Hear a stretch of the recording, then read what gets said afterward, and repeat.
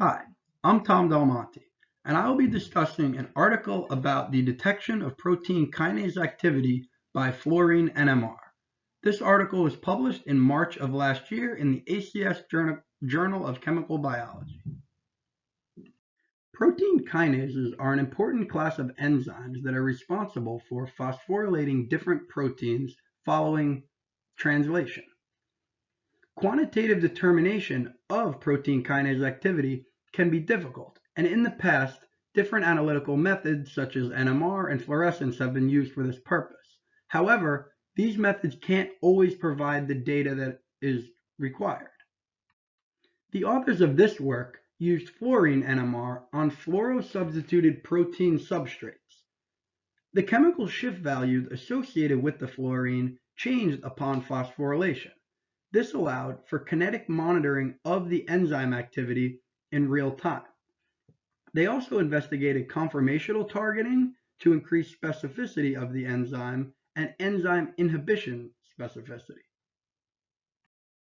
NMR, or nuclear magnetic resonance, is an analytical method that is used very often in chemical analysis.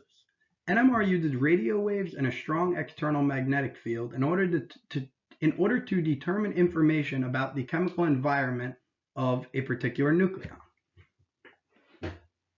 Every nucleon has an intrinsic magnetic dipole, which, when an external magnetic field is applied, will orient either parallel or anti-parallel to it, meaning that we have a small energy gap between the two different spin states being spin up or spin down.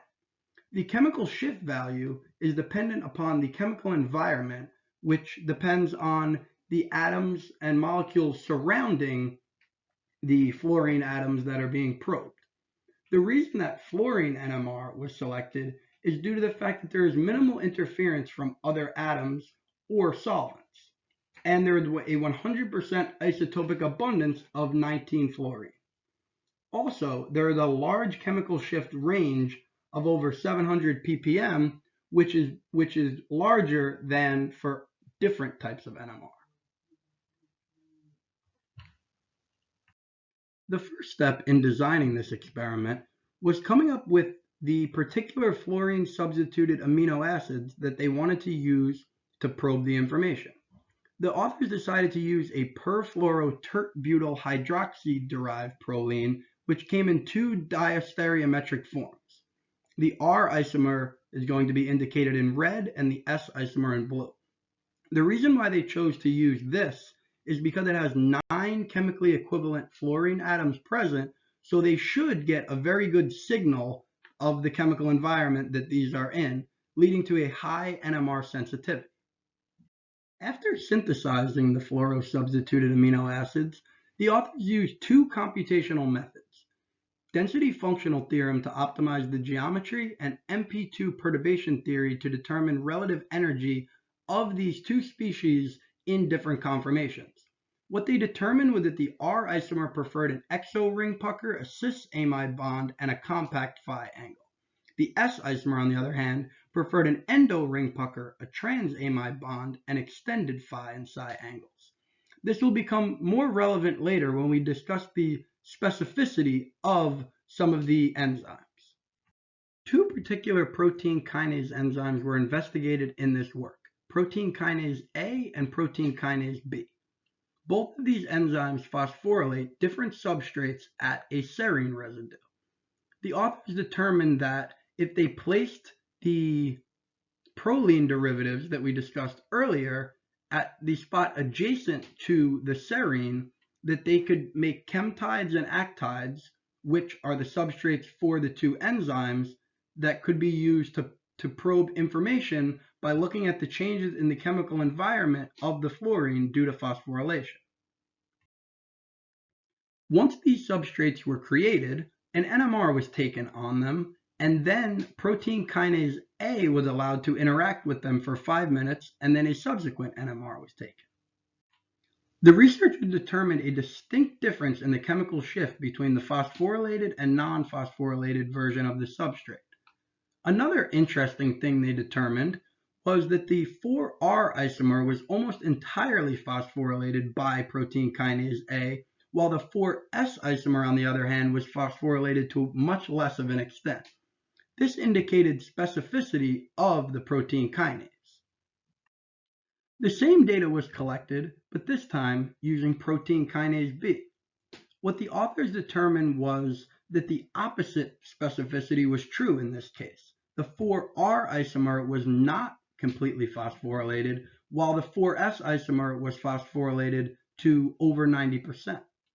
In order to determine the amount or relative phosphorylation, they simply took the initial signal, the height of the non-phosphorylated peak, and assumed that to be 0%, and then the relative height of the peak would be associated with different levels of phosphorylation.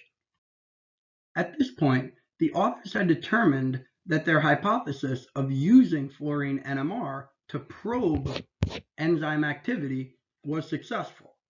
The 4S isomer, upon phosphorylation, showed an upfield chemical shift, while the 4R isomer,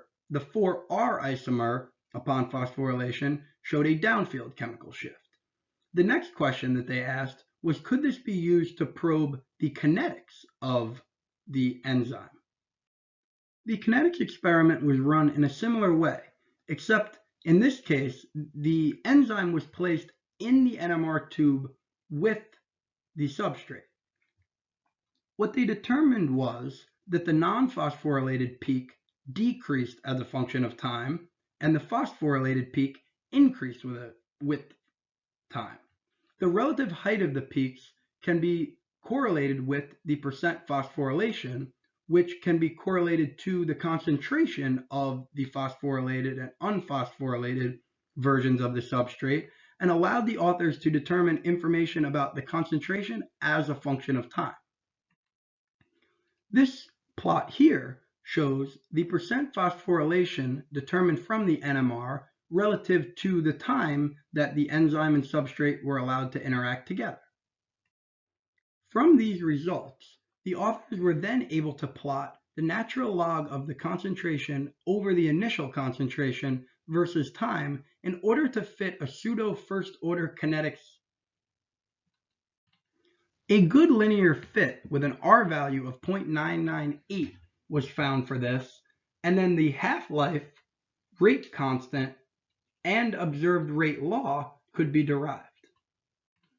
What is most interesting about these results is how such a simple experiment can give us so much information about the kinetics, the enzyme kinetics of the particular protein kinases. The researchers then decided to go one step farther and do in vivo NMR using HeLa cell extracts, using the pKa enzyme and the 4S isomer substrate. We see similar results in the in vivo study that we saw in the in vitro study, that the phosphorylated version associated with one particular chemical shift value increased with time, while the non-phosphorylated version decreased with time. They then did the same thing, but included an enzyme inhibitor to see the effects of the inhibitor on the phosphorylation. And what we see here is that while there is a slight decrease in the concentration of the non-phosphorylated version, there is a very minimal increase in the phosphorylation, meaning that the inhibitor did its job.